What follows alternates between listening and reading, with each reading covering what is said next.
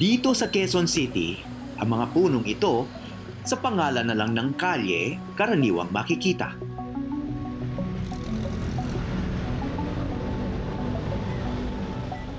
O minsan, sa pangalan ng panederya. Saan ba galing yung salitang kamuning? Very interesting. Kasi maraming tao in the Philippines do not know na ang kamuning ay native Filipino tree. Punong kahoy yan na with white flowers. Puting bulaklak na mabango sa gabi. May kamuning ka ba rito? Malapit dito? Meron dito. Dito. Oh, yeah. Can you show? Kami. Can you show us? Yes, meron. Sorry. Dito kami, may pandak kami. Pandak. Okay. Meron palang pandak. Meron pandak dwarf, hindi lumalaki. Okay. This is it. This is the one and only. Dito. Yes. Yes. Tapos ito, Nara tree po. At least it's also native. It's a natural tree. That's a good tree. Noon dito sa tapat, may Nara tree, pinatay ng may-ari. Oh my God, ang laki na! Twin yan. Pinatay? Pinatay. Bakit? Kasi pinarent sa isang grill restaurant something.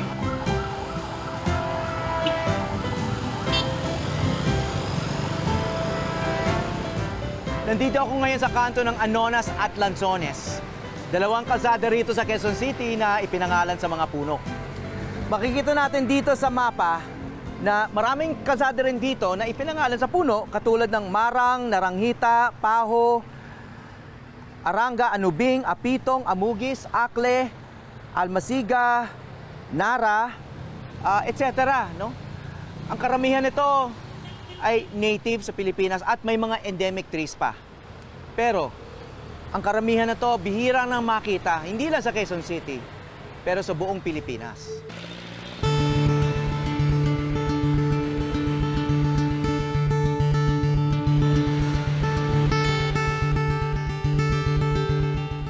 Ito ang karaniwang traffic sa may kanto ng Anonas at Aurora Boulevard. Iiwasan natin yan.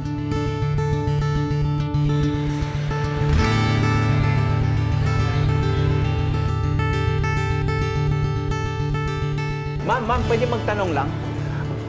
Bakit si tingin nyo pinangalan to na Anonas Station? Wala pong idea. Oo.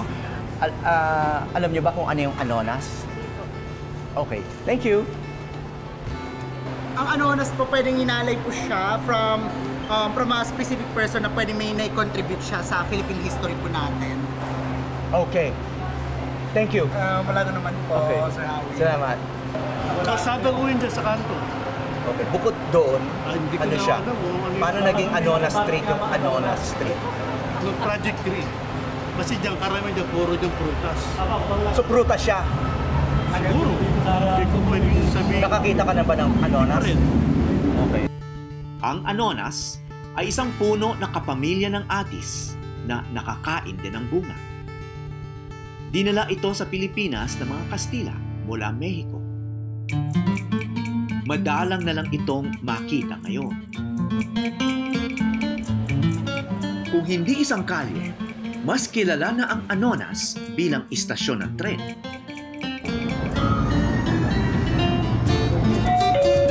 Arriving at Santolan Terminal Station. Paparating na sa Santolan Terminal Station.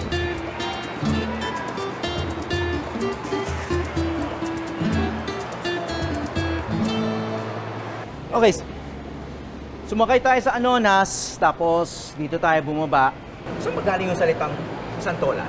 Siguro po sa Barangay Santolan na. Pero bago siya naging barangay, ano ba yung Santolan? Hindi ko po alam. Parang sa puno ng puno ata ng Santol. Mga puno. Kasi mga puro barangay ng Pasig. Manggalan, Niyugan ba yun? Palam, basta yun. Ganun. Good answer. Thank you. Thank you.